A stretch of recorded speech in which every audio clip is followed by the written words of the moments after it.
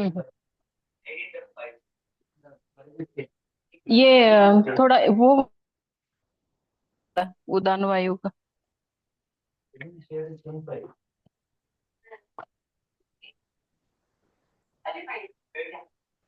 Hello. हाँ हाँ हाँ। क्लास में सबके साथ एक ही हुआ है ना अपना वो उदान वायु का। हाँ ये चैप्टर जो है पांच, फिफ्थ चैप्टर, फिफ्थ चैप्टर का पेज नंबर पेज नंबर 109, 10 तक हो गया। 109 तक हो गया। कौन सा बुक है ये? चरक वन। चरक वन में चरक वन, एक हाँ, हमें अभी मिनट। सिलेबस में चैप्टर नंबर 5 है। दोषाज, दोषा वात पित्त कफ। पेज नंबर हाँ। 101 से स्टार्ट किया है। दोषाज वात पित्त कफ धातु अच्छा। एवं मल। तो इस दोषाक्ष चैप्टर नंबर 5। 5, तो पेज नंबर 9 तक हो गया है अभी तक। अभी आज आज लेना है उदान वायु। कल प्राण वायु हो गया। आवाज आवाज कट हो रहा है। आवाज कट हो रहा है। आवाज बहुत कट हो रहा है। कौन आवाज सा? बहुत कट हो रहा है। सबको ये कट हो चरक रहा की है है क्या? मैम? सब सबको कट हो रहा है आवाज? नहीं मैम, नहीं। नहीं ना? नहीं मैम। हाँ, आप वैसे तो नेटवर्क में दिक्कत हो आपका रही है। नेटवर्क का प्रॉब्लम होगा।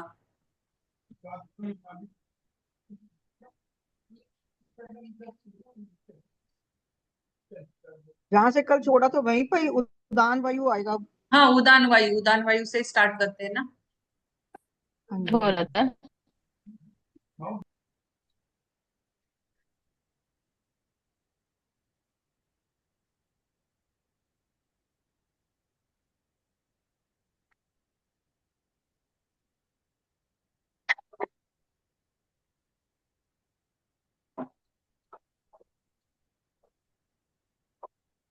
हम्म,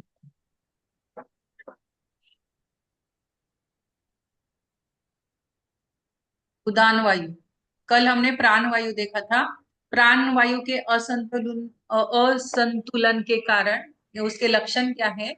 अगर प्राण वायु का असंतुलन हो गया तो चिंता होने लगती है, उलझन बढ़ जाती है, अनिद्रा, सिर में दर्द, सिर में तनाव सा महसूस होता है, क्योंकि प्राणवायु ही डिफिशिएंट हो गया ना। तो उसकी वजह से सिर दर्द, तनाव के कारण प्राणवायु का ही होता है। रूखापन, हिचकी, सूखी खांसी, टीबी, सांस में आवाजें, पानी की कमी, दुर्बलता, क्षय, कमजोर याददाश्त, पागलपन, अनियमित धड़कन, आवाज बंद होना, ये सब जो है ये प्राणवायु के कारण ही होता है। मैं एक बार ए ग्रुप को कॉल करती हूँ।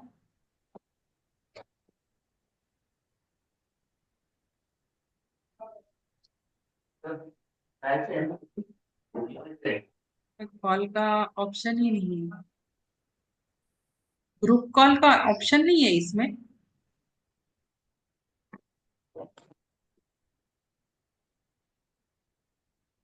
हाँ, वो बड़ा बहुत है शायद इसलिए। हाँ, इसके बाद है उदान। अभी सेकंड नंबर का वायु है उदान वायु। उदान वायु जो है, उदान वायु का स्थान कहाँ पे है? ज्वाइन हो जाइए। उदान वायु का स्थान है नाभि, उरः प्रदेश तथा कंठ प्रदेश है। वाक प्रवृत्ति, बोलने, शब्द के उच्चारण करने की प्रवृत्ति, प्रत्येक कार्य को करने के लिए प्रयत्न करना, ऊर्जा, प्राणन या उत्साह शक्ति की वृद्धि, बल तथा वर्ण आदि को उचित रूप में रखना, ये सब उदान वायु के कार्य है। इससे पहले हम एक जरा ये उर प्रदेश क्या होता है मैडम? ऊर प्रदेश यानी कि छाती का भाग अपना। स्टमक। ये ऊर। पोट।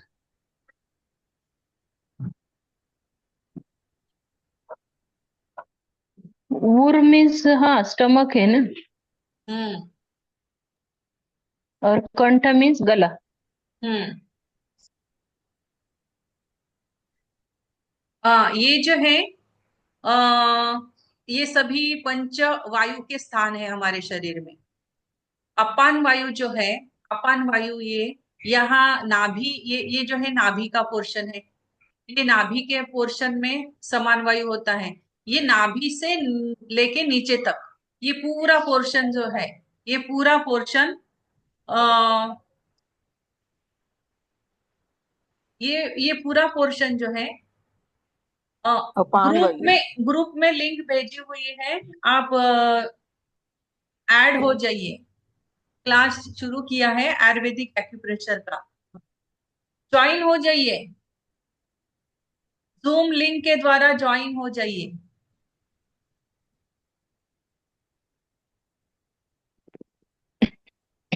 हाँ।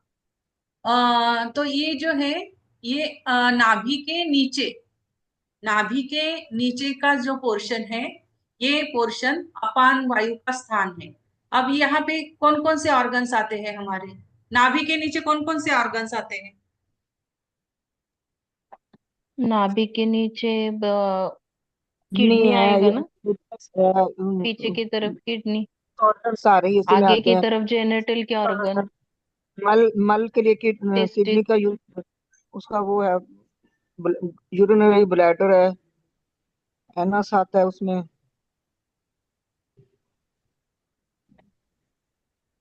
ओवरीज है। स्मॉल इंटेस्टाइन है, लार्ज इंटेस्टाइन है। हम्म। अपेंडिक्स है। हाँ, अपेंडिक्स भी हो गया सच में। वो लार्ज इंटेस्टाइन के साथ ही है ना वो तो। हम्म। हम्म।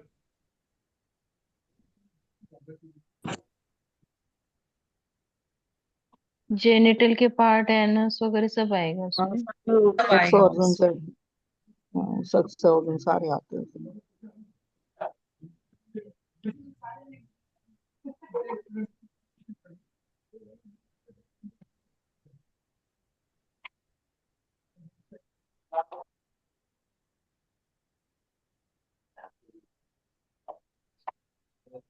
हाँ। तो ये जो उदान अपान वायु है, अपान वायु जो है ये नाभि के नीचे, नाभि के नीचे होता है। समान वायु जो है, ये समान वायु नाभि के, पूरा नाभि प्रदेश जो है, ये पूरा नाभि का प्रदेश जो है, यहाँ पे समान वायु कार्य करता है। और ये व्यान वायु जो है, ये हृदय का जो पोर्शन है, छाती का जो पोर्शन है, यहाँ पे व्यान वायु होता है।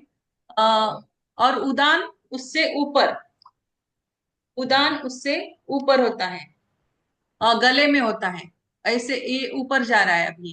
और ये प्राणा, ये प्राण, प्राण वायु ऊपर होता है, ये कल हमने देखा था। तो अभी ये जो है,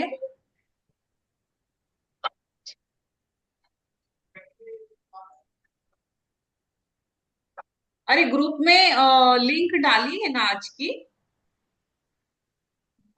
हाँ हम लोग वहां से ही ज्वाइन हुए। हाँ, ग्रुप लिंक तो है। इतने सारे ग्रुप हो गया ना, कंफ्यूजन ही हो जाती है कभी-कभी। नहीं, इसलिए मैंने अभी इस साल अभी ये लिंक के लिए स्पेशल ग्रुप बना दिया। ये लिंक ढूंढनी है तो सिर्फ उसी ग्रुप में ढूंढना है। और ये तीनों ग्रुप जो है वो सिर्फ और सिर्फ पढ़ाई के लिए रहेंगे, पढ़ाई के। अनाउंसमेंट वाला एक ग्रुप वो भी तो है। एक अनाउंसमेंट वाला ग्रुप है, एक वो ए वो है ट्रीटमेंट अनाउंसमेंट वाला। वाला कम्युनिटी जब बनाते हैं तो वो अनाउंसमेंट वाला अपने आप बन ही जाता है। तो पांच हाँ। छह ग्रुप हो गए ना अपने, एक ही में सब पांच छह ग्रुप हो गए। या तो ए हाँ। और बीएचबी और ये सारे इकट्ठा कर दो ना, उसमें तो आप सब स्टडी मटेरियल ही आता है उसमें, और तो कुछ आता नहीं नहीं है, नहीं तो नहीं, इकट्ठा कर लेकिन दो। नहीं, लेकिन नहीं, मैं बीएचबी का ढूंढना है तो सिर्फ बीएचबी में ही जाएंगे। सीए का ठीक है ढूंढना वो। है तो सीए में ही जाएंगे। आयुर्वेदिक एक्यूप्रेशर ढूंढना है तो आयुर्वेदिक एक्यूप्रेशर में ही जाएंगे ना। वो खिचड़ी नहीं चाहिए, खिचड़ी फिर खिचड़ी में वो पता ही नहीं चलता है फिर। उसमें पता नहीं चलता कुछ, वो तो पूरा हाँ। पुलाव बन गया। ये पूरा पुलाव बन गया है। अभी ये देखो, अभी हमने क्या देखा कि ये जो हमने कल प्राणवायु देखा था। प्राणवायु जो है, ये प्राणवायु ऊपर होता है। अभी आज पहले हम ये सब समझ लेते हैं कि ये सब वायु है कहाँ पे। तो ये अपान वायु जो है, ये नाभि के नीचे है। अभी नाभि के नीचे कौन कौन से ऑर्गन्स है? तो नाभि के नीचे ये सब ऑर्गन्स आएंगे। इंटेस्टाइन है, पैंक्रियास ओवरी, आएगा, लार्ज यूरिनरी इंटेस्टाइन ब्लैडर। आएगा। जो स्मॉल इंटेस्टाइन है, और ये मतलब फीमेल और रिप्रोडक्टिव ऑर्गन्स है, मेल रिप्रोडक्टिव ऑर्गन्स है। स्टमक आ गया पूरा, आते आ गई, मलद्वार। यहाँ से लेके ये पूरा नीचे का, यहाँ पे जितने भी ये सारे ऑर्गन्स है, ये पैनक्रियाज है, लार्ज इंटेस्टाइन है, स्मॉल इंटेस्टाइन है, मेल रिप्रोडक्टिव ऑर्गन है, फीमेल रिप्रोडक्टिव ऑर्गन है। तो ये सबको कंट्रोल करने वाला, इनको कंट्रोल कर रहा है अपान वायु। और यहाँ पे समान वायु है। अब समान वायु जो है, ये स्प्लीन, लीवर, किडनीज, यहाँ पे किडनीज भी आएंगी, किडनीज, स्टमक। तो ये जो ऑर्गन्स है, इस ऑर्गन, ये सभी ऑर्गन्स को कंट्रोल करेगा वो। फिर उसके बाद में ये ऊपर है, ऊपर ये हार्ट का पोर्शन है। अब यहाँ पे क्या क्या है? तो यहाँ पे लिम्स है, हार्ट है, लंग्स आएंगे, हमारे ये स्तन है, तो ये ब्रेस्ट है। तो ये सब जो है, ये सब कंट्रोल कौन कर रहा है? ये कंट्रोल कर रहा है उदान वायु। ये सब ऑर्गन्स को कंट्रोल कौन कर रहा है? उदान वायु कर रहा है।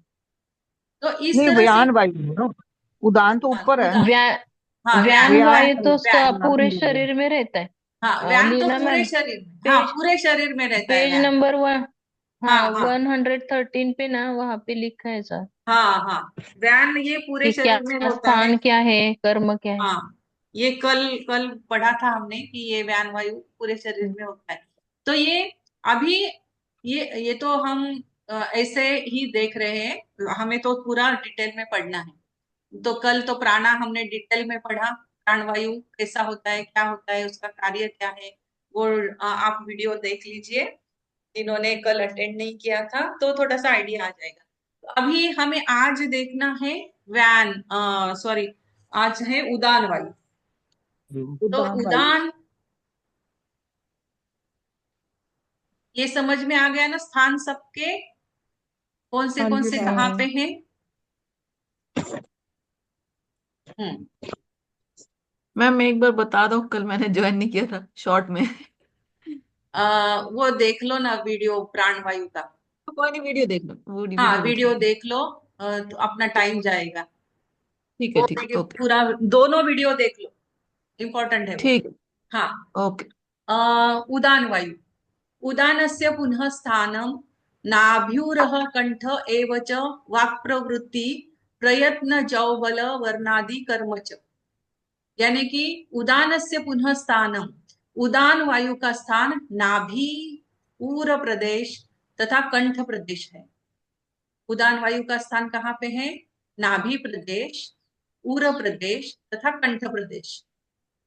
वाक प्रवृत्ति, अभी ये कंठ तक गया है ना, ये नाभि से लेके कंठ तक, नाभि से ऊपर कंठ तक। आ, वाक प्रवृत्ति, अभी यहाँ पे क्या है? हम जो बोलते हैं, तो बोलते हैं, तो जब बातें हम करते हैं, तो हमारा एक एक शब्द का प्रस्फुटन हमारे नाभि से लेके होता है। तो वो शब्द जो निकलते हैं हमारे, तो वो नाभि से लेके ऊपर तक आते हैं। तो इसके लिए तो बोलना, शब्द की उच्चारण करने की प्रवृत्ति, प्रत्येक कार्य को करने के लिए प्रयत्न करना, जो भी हम कार्य कर रहे हैं, उस कार्य को करने के लिए हमें प्रयत्न करना पड़ता है, ऐसे ही नहीं होता है कार्य। तो वो कार्य को प्रयत्न करने के लिए जो भी हमें लगेगा, तो वो कौन प्रदान करेगा? हमें उदान वायु प्रदान करेगा। ऊर्जा, प्राणन या उत्साह शक्ति की वृद्धि, प्राण शक्ति को बढ़ाना है, उत्साह शक्ति को बढ़ाना है, तो उदान वायु उसको हेल्प करेगा। बल तथा वर्ण आदि को उचित रूप में रखना, ये सब उदान वायु के कर्म है।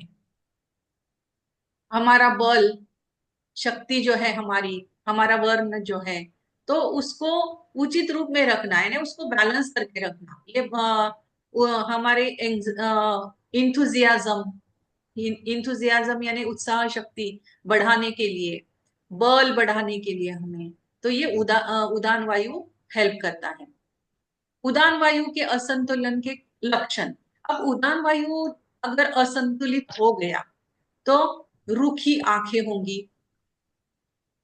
गला खराब होगा, टॉन्सिल्स में सूजन होगा, उत्सुकता में कमी होगी, कमजोरी होगी, थकान सी महसूस होगी, कान में दर्द होगा, फिर वाणी में समस्या, अति उग्रता, सूखी खांसी, ये सब जो है ये उदान वायु के कारण ही होता है।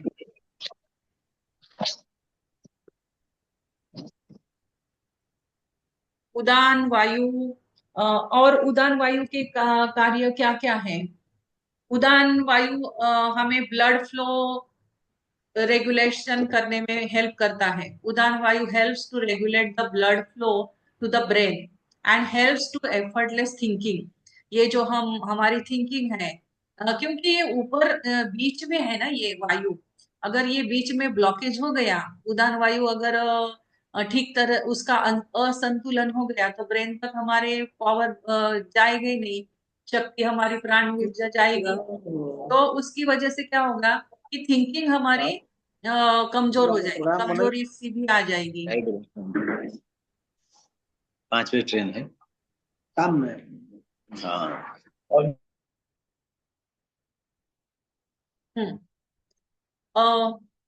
उदान वायु मुद्रा helps to regulate the blood flow to the brain. ये ब्लड फ्लो ऊपर की ओर ब्लड फ्लो लेके जाने में मदद करती है इन एफर्टलेस थिंकिंग। और एफर्टलेस थिंकिंग के लिए उदान वायु आवश्यक है। Creativity and intellectual sharpness, creativity के लिए या फिर हमारे इंटेलेक्चुअल शार्पनेस के लिए। इंटेलेक्चुअल शार्पनेस यानी कि हम तो अभी पढ़ाई कर रहे हैं, तो पढ़ाई करने के लिए हमें शार्पनेस चाहिए, ऐसे उलझन नहीं चाहिए, उलझे उलझे नहीं होने चाहिए, तो ये इंटेलेक्चुअल शार्पनेस के लिए उदान वायु इंपॉर्टेंट है। इट कैन इम्प्रूव मेमोरी, उदान वायु हमारी मेमोरी बढ़ाता है। It improves the respiratory function and elevate asthma by ensuring smooth breathing. उदान वायु जो है वो, अगर अभी कल मैंने आपको मुद्राएं बताई थी, तो उदान अभी इसके लिए कौन सी मुद्रा है, ये कौन सी मुद्रा हम कर सकते हैं? तो उसके लिए है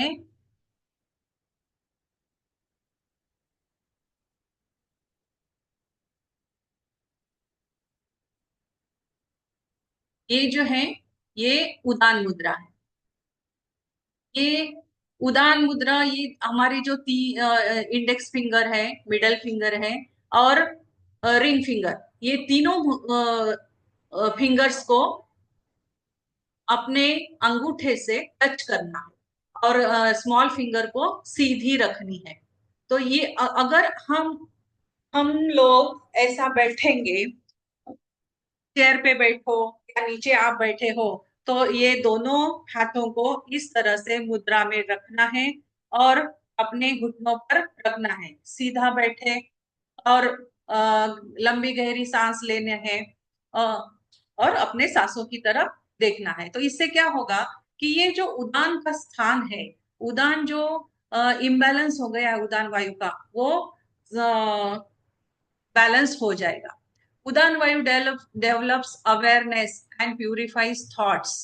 ये थॉट्स को प्यूरिफाई करने में बहुत मदद करता है उदान वायु। तो हमें अभी अभी पढ़ना है, तो हमें क्या करना चाहिए?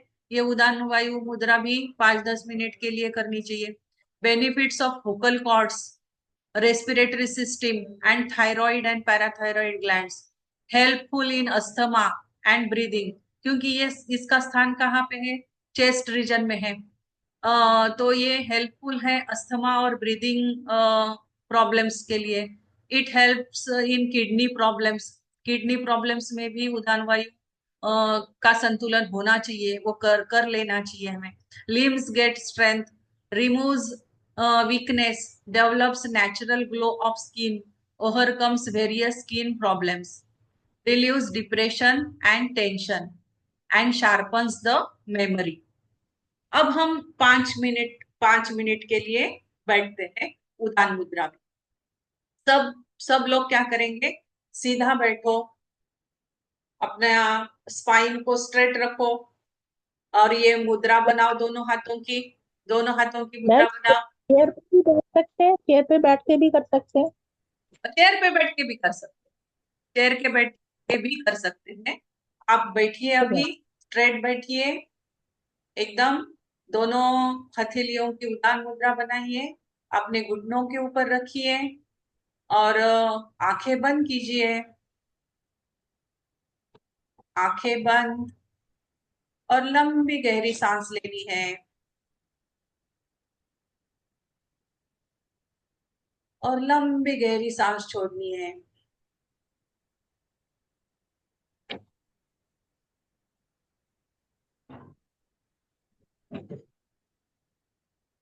लंबी सांस अंदर लीजिए, कुछ देर रोकिए, फिर छोड़िए लंबे।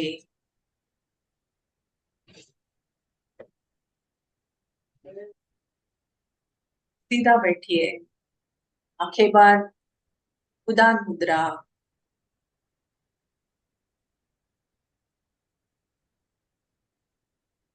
पूरा ध्यान हमारे सांसों की तरफ, चेस्ट रीजन,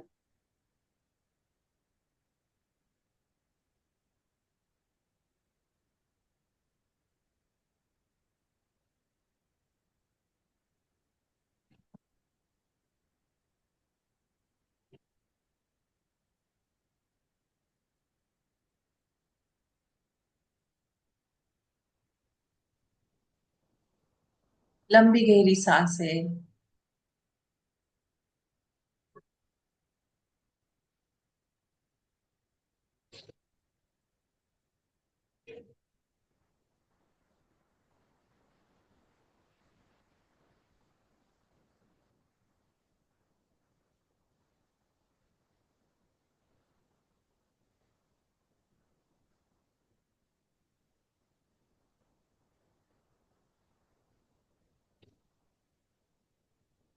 उदान वायु का स्थान हमारे कंठ प्रदेश में है, छाती से लेके कंठ तक।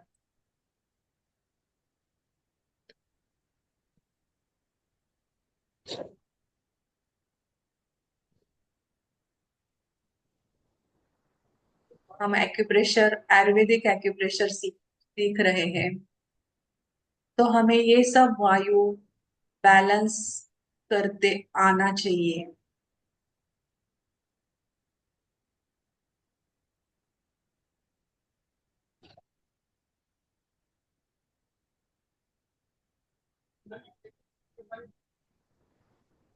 कंठ प्रदेश में जो भी ऑर्गन्स है, अगर ये उदान वायु अगर बैलेंस हो गया तो हमारे अंदर अवेयरनेस आ जाएगा। जो भी पेशेंट आया है, अगर उसमें अवेयरनेस नहीं है तो समझना चाहिए कि उसका उदान वायु डिस्टर्ब है। किसी के थॉट्स अगर बहुत ही उनको थॉट्स आ रहे हैं, कुछ सूझ नहीं रहा है, तो इसका मतलब है कि उदान वायु डिस्टर्ब है। गले के कुछ रोग होते हैं, थायराइड ग्लैंड है, पैराथायराइड ग्लैंड है, लंबी गहरी सांसें, उदान वायु का बैलेंस।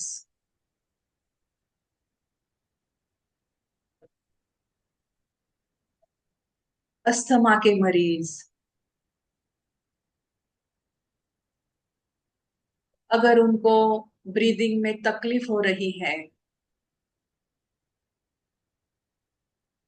अच्छी तरह से वो ब्रीदिंग नहीं कर पा रहे हैं, का मतलब है उदान वायु इम्बैलेंस हुआ है। व्यान और उदान इम्बैलेंस हो गया है।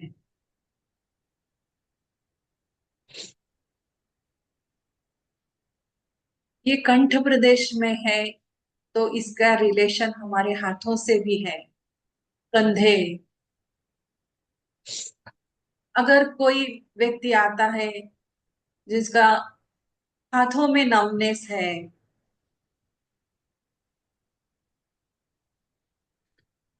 तो उसका कारण उदान वायु इम्बैलेंस भी हो सकता है। हाथों की स्ट्रेंथ बढ़ाने के लिए उदान वायु मुद्रा करनी चाहिए, उदान वायु को बैलेंस करना चाहिए।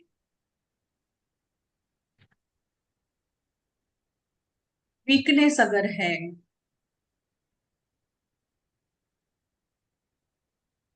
तो उदान वायु को बैलेंस करना चाहिए।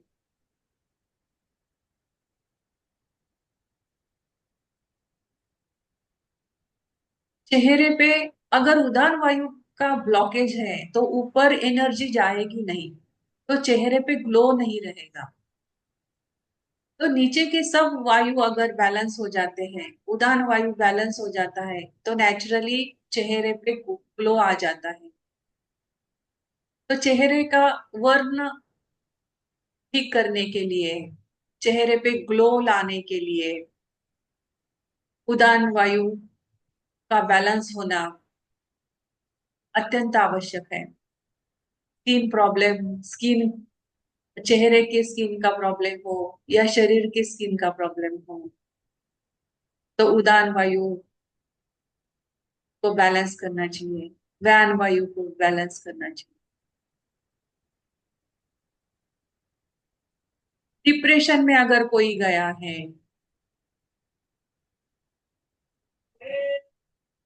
Thyroid gland, parathyroid gland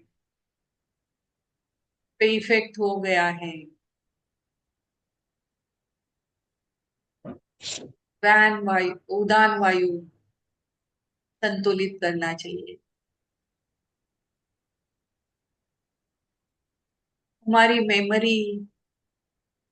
memory को शार्पन करने के लिए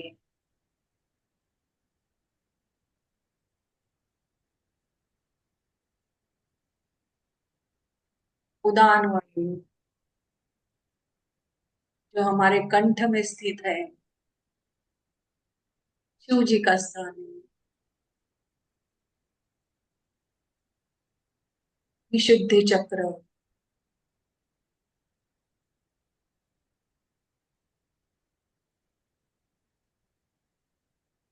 जैसे विशुद्धि चक्र में शिव जी ने विष को वहां पे रखा था, तो उदान वायु ने सब कुछ एक्सेप्ट कर लिया था, पूरा विष नीचे नहीं जाने दिया था।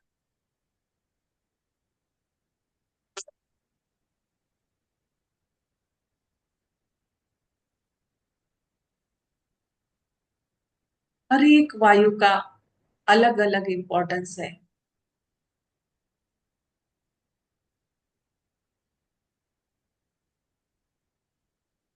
अपनी हथेलियों की तरफ ध्यान लेके जाइए, जो हमने उदान मुद्रा में रखी हुई है।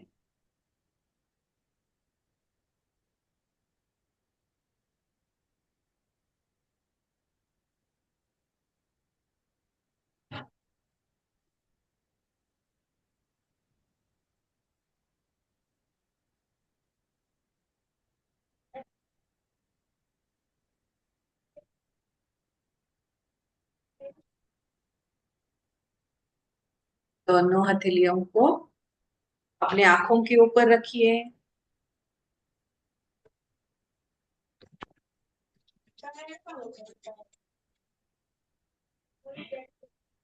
और धीरे से अपनी आंखें खोल सकते हैं।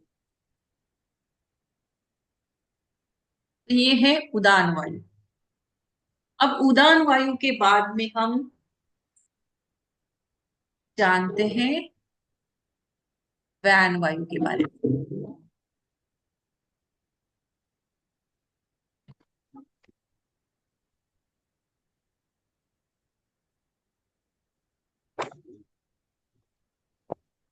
ये हो गया उदान वायु।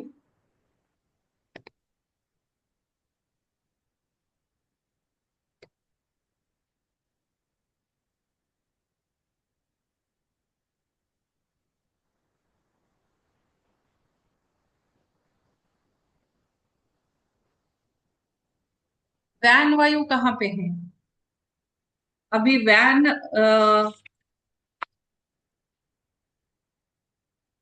व्यान वायु पेज नंबर 110। शीघ्र देहं व्याप्नोति सर्व तु व्यानः शीघ्र गतिर्नुनाम गति प्रसारणाक्षेप निमेषादि क्रिया सदा।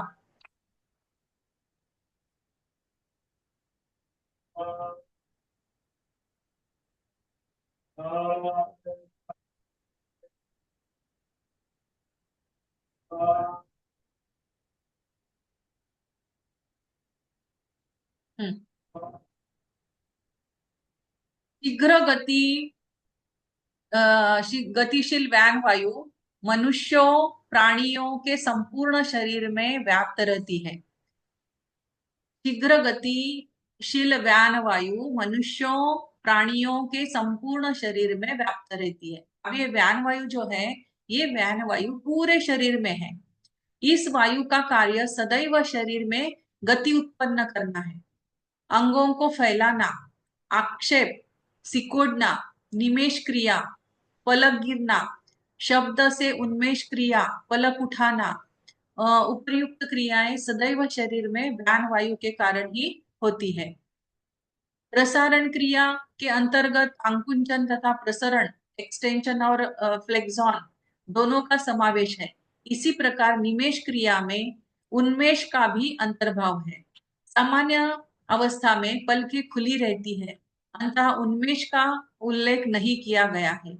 यह वायु रस संवहन में से प्रवृत्त रहता है, स्वेद पसीने का निर्माण एवं निष्कासन करता है, रक्त का संवहन करता है तथा शरीर में निम्नलिखित पांचों प्रकार की चेष्टाओं का प्रवर्तक है। पहला पैराग्राफ पहले जानते हैं। शीघ्र गतिशील व्यान वायु मनुष्यों में संपूर्ण शरीर में व्याप्त रहती है। अब ये जो है ये पूरे शरीर में है व्यान वायु। इस वायु का कार्य, क्योंकि ये हृदय के स्थान पे है ना व्यान, तो हृदय जो है वो सब जगह पे ब्लड लेके जा रहा है, तो ये सभी जगह पे है ये वायु। गति उत्पन्न अंगों को फैलाना, यानी कि अंगों को फैलाना यानी कि स्टमक का बड़ा होना या लार्ज इंटेस्टाइन का बड़ा होना।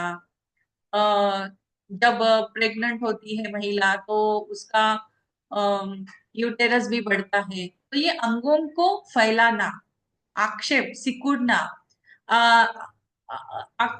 प्राय ऐसे देखा जाता है कि जो महिलाएं होती है बाहर, पुरुष वगैरह बाजू में होंगे तो वो क्या करती है, अपने आप को सिकुड़ लेती है। तो ये जो है ये सिकुड़ना जो है वो उसने क्या किया कि अपने अंगों को उसने सिकुड़ लिया। तो ये सिकुड़ना वो वायु जो है ये व्यान वायु का काम है, वो सिकुड़ लेता है।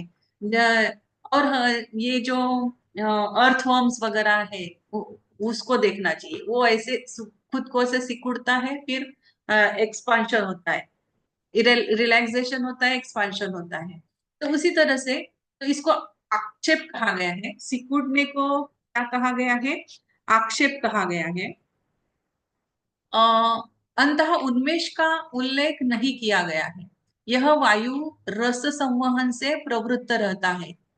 रस संवहन से रस होने के कारण ही तो वो फैलता है ना, उसमें लिक्विड है, लिक्विड होने के कारण ही वो, आपने वो देखा है क्या, टच मी नॉट का प्लांट, टच मी नॉट का जो प्लांट होता है, लाजाड़ू, मराठी में उसको लाजाड़ू कहते हैं। वो प्लांट को अगर आप टच करोगे तो उसकी जो पत्तियां होती है वो अपने आप बंद हो जाती है। तो तो क्यों छुई मुई होता है? कहते हैं इधर, इधर छुई मुई बोलते हैं उसको। हाँ, छुई मुई, अच्छा, हमारे इधर लाजाड़ू बोलते हैं महाराष्ट्र में। हाँ, तो तो हाथ टच, लगाओ तो इकट्ठी हो जाती है। हाँ, इकट्ठी हो अरे जाती जेंट्स लगाने से इकट्ठी होती है, लेडीज से नहीं होती मैडम। होती है, लेडीज से भी होती है, लेडीज, होती है। ओके। हाँ, तो ये क्यों होता है? तो उसमें लिक्विड वाटर वाटर कंटेंट जो होता है वो सिकुड़ता है, वो एक्सपांशन और प्रसरण होता है उसका। यह वायु रस संवहन से प्रवृत्त रहता है। स्वेद पसीने का निर्माण एवं निष्कासन करता है। स्वेद का निर्माण, पसीना निर्माण करना और उसको बाहर निकालना, ये वायु का काम है। रक्त का संवहन करता है, तथा शरीर में निम्नलिखित 5 प्रकार के, अब इसको हम एक बार इंग्लिश में भी देख लेते हैं। उदान which is moving fast is present in the whole body, and movement, walking, jogging, जो मूवमेंट हम करते हैं, चलना, जॉगिंग करना, extension, Flexon of body parts, अब हमारे बॉडी पार्ट्स एक्सपांशन, फ्लेक्सॉन होता है।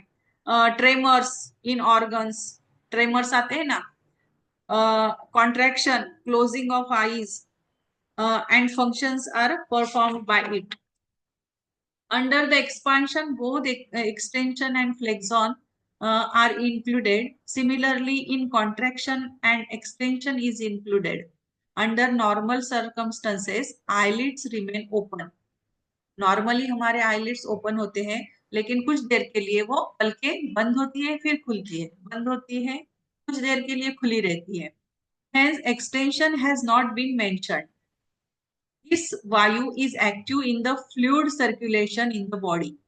हमारे बॉडी में जो फ्लूइड सर्कुलेशन होता है, जैसे कि ब्लड सर्कुलेट होता है पूरे बॉडी में, तो वो fluid circulation is responsible for the production and excretion of sweat, पसीना को बनाना, production of sweat and excretion, उसको बाहर निकालना। It helps in blood circulation and establishes 5 types of desires of the body written below. Movement, अब ये 5 desires कौन कौन से हैं? जो 5 डिजायर्स हमारे होते हैं, वो 5 डिजायर्स: गति, मूवमेंट, डाउनवर्ड्स मूवमेंट, अवक्षेपण, नीचे की ओर गति, उत्प्रेक्षण, ऊपर की ओर गति, अपवर्ड मूवमेंट, कॉन्ट्रैक्शन, निमेश यानी कॉन्ट्रैक्शन, उन्मेष यानी एक्सटेंशन। कॉन्ट्रैक्शन यानी निमेश और उन्मेष यानी एक्सटेंशन, बढ़ना। Van vayu has been accepted to the cause of fluid circulation and activator of all desires. वैन वायु को रस संवहन का कारक तथा समस्त चेष्टाओं का प्रवर्तक माना गया है। ये क्या करता है? ये सर्कुलेट करता है, फ्लूइड को सर्कुलेट करता है, और सर्कुलेट होने के कारण वो एक्टिवेट करता है सभी ऑर्गन्स को। रस, द हार्ट हेल्प्स टू की रोल इन फ्लूइड सर्कुलेशन। अत्यंत हृदय, रस संवहन में हृदय प्रमुख रूप से भाग लेता है। अब ये रस संवहन